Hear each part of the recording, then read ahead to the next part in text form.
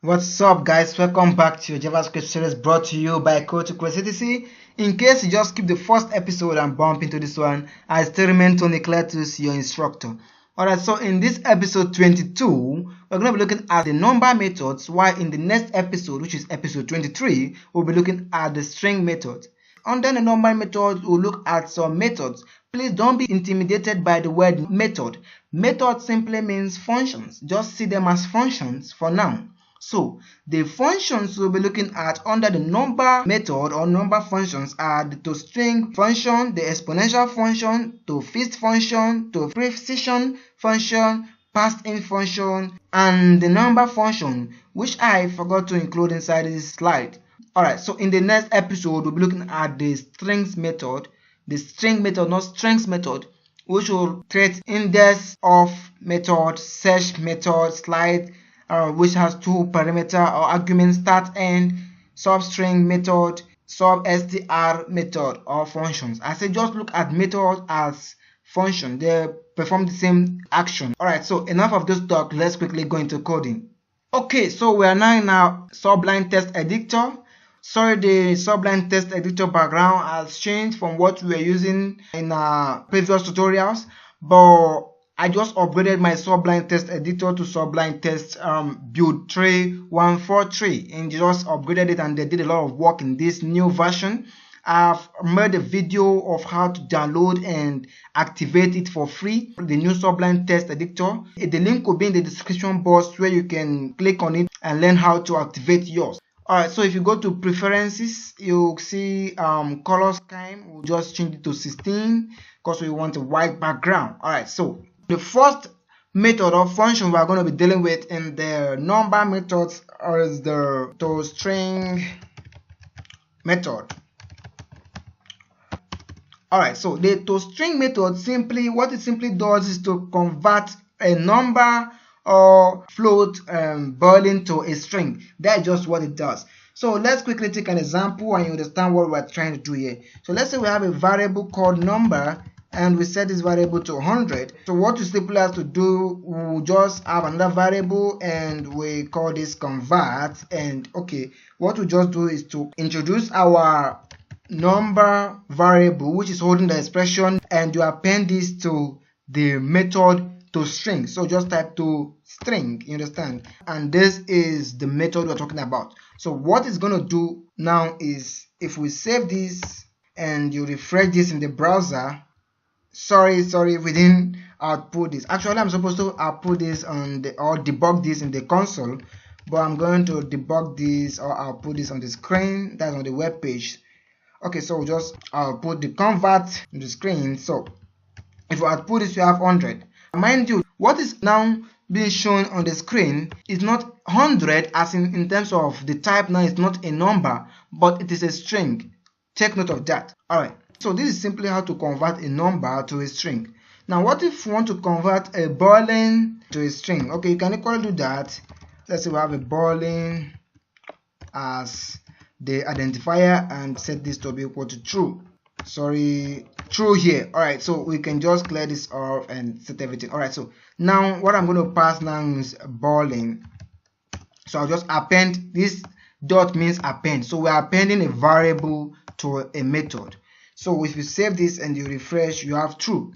Actually, this true is not coming up as a boolean data type again, but as a string data type. You understand? Test. You understand? A test. Alright, so this is just the simplest explanation I can give on the toString method. Just for now, we're just introducing ourselves to the number method. Okay, so let's clear this off and to exponential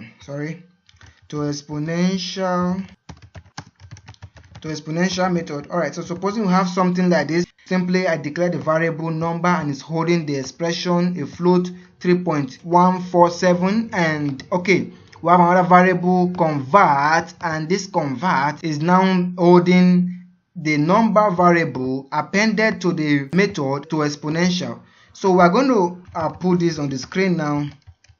I'll just type convert. If we save this now and we refresh this, you know, we're having 3.147 exponential 0. So this is how to convert a number to an exponential form, just like your normal mathematics. 10 exponential something, you understand?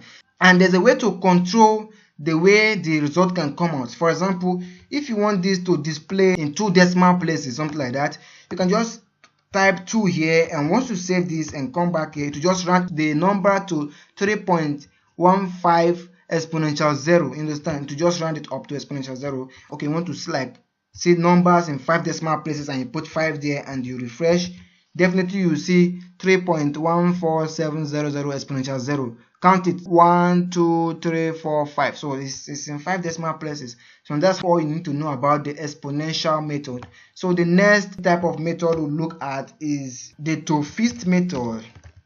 Alright, so what the to-fist method or function actually does is, if you append the to-fist method to a value, a number, it will just round it up to a decimal point according to the value or the number that you add to its parameter, or you give it as an argument.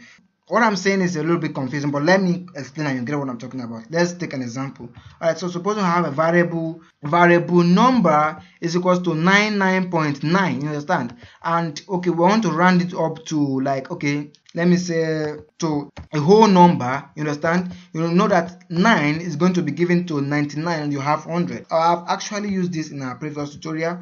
So sorry, I didn't put this on the screen. So if I come down here and say document.write, remember we are using this to test our code, round up. Alright, so if you come down here and refresh 100, you see, okay, now we just rounded up 99.9 to a whole number. So what if you want to have it in 2 decimal or 3 decimal places? You can just put 3 there, and guess what's going to happen? We are going to have 99.900. The difference between this one and the exponential method is that the exponential method will actually have it in an exponential form, like 99.9 times 10 raised to the power of something, just something like that. That's the meaning of exponential. I believe if you have done your basic mathematics in high school, you understand what I'm talking about. Alright, so this now, it will round it up to 3 decimal places. So if you have something like 1 here, it will just produce the normal expression that we give to the variable. So that's just all what you need to know about the to-fist method. So you can actually use it to round up a result or a value, maybe in your program, to a whole number, especially when you are dealing with a program that you actually designing to calculate amounts or money, you understand? People don't want to see it in decimal form, but they want it to be rounded up to a whole number, so you can use that. Alright, so the next thing we are going to be dealing with is the to-precision method. So alright, so the precision method, it also round up a number, but this time it works like the significant figure, like rounding up a number or a value to a significant figure. Alright, so if we have a variable number is equals to 59.33 and want to just see 2 numbers, something like that, understand? We just want to see 2 numbers. You can just have a variable, let me say round up is equal to number, then we just append this to the to-precision method, and okay, so just put this on the screen now. So let's see the default of what we're having right now. Okay, so I'll put round up in the screen. So if you save this now and you refresh, you have 59.33. This is actually what we're having now. Okay, now there's a way you can track this value with the to-precision method to round it up to a significant figure. So let's say we want to just see 2 significant figures, just 2 numbers there. Just type 2 there and save this and come back to your web browser, refresh, you just see 59. It has rounded it up to 2 significant figures, you understand? Just 2. Now if you just want to see 3 numbers there, you can just use this, just save this and refresh. You have 59.3. Just want to see 3 numbers. Supposing we have 7 here, we want to round it up to 3. So guess what will happen? It will also follow the law of mathematics, which says that if the number following decimal is more than 5 or greater than 5, it should be rounded up to 1 and given to the next number before the decimal point. You understand? If you save this now, you refresh, you have 60. You see, it has been rounded up to 60. Alright, this is all we need to know about the to-precision method. The next one we're going to check is parseInt. Okay, like I've just commented, the parseInt method or function passes a string and returns an integer. And what do we mean by that? like it will just analyze or go through a given string and try to analyze or bring out the result in an integer format. Understand? So let's try to document or write this on the screen. So just try to output the variable x, which is holding this string on the screen for now. So if we output this on the screen, you have this 1 million value, and this is just a string. But what if we want it to be in an integer format? For example, we'll just come down here and remove this and just type the passInt method, and you open your parentheses and you just type in the variable x. You understand? Give it, pass in the variable x there. I'll just give this a space so you understand what I'm doing for readability's sake. So just have passInt and you just pass in the variable x in there. So once you save this now and refresh, actually nothing happens. But this time around, you are having an integer, not a string. Now let's try to track this. Let's try to change this value and you understand what I'm talking about much better. Now supposing we have a value 20.33. This is now a float. Let me say a float inside a string. This is now a string, but we have 20.33. If you save this and you refresh, you have what? 20. Actually, one characteristic of the passInt function is that it will only take in the first character. Understand? The first integer character. If the first character of any expression is not an integer, it will not output it on the screen. Rather, it will give you a kind of reply, and you will see that later. First of all, it will read it and say, is this 2? 2 is an integer, 0 is an integer, but dot is not an integer. It will just stop there and output 20 on the screen. Let's take another example, and let's say we have 2 here, and we have 3 here, and we have 4 here. It's the same thing. If you save this and you refresh, you have only 2, because once it says 2 is an integer, okay, is common integer? No. Supposing you have a space in between 2 and 3 and you refresh this, you still have 2, because is the space between 2 and 3 an integer? No. But if you bring it together and you refresh this, now you have 23. Alright, now let me say 10 times 3. This will only bring out 10. This is an integer, but this is not an integer. Understand? Now, let's say we have a string and an integer. Okay, let me say 20 years old. We set this variable x to 20 years old. Guess what's going to happen? You only see 20 on the screen because the rest are strings. It will check through this expression and recognize this 20 as a string and output on the screen. But like I said, it will only do this if it recognizes the first character as a string.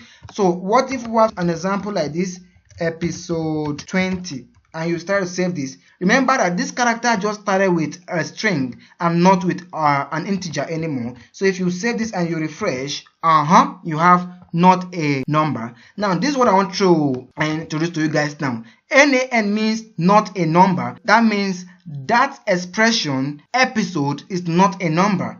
I believe you understood this very well, and this is just the simplest explanation I can give on the passInt method. The last method I want to check now, or I want us to go into now, is the number method. And the number method just simply returns a string to number. You understand? It just returns a string or a boolean or any data type to a number. That is just it. For example, if you have a variable x is equals to 10 plus 20. Okay, and let's say we want to output this on the screen, and open your parentheses and I'll just pass in x there.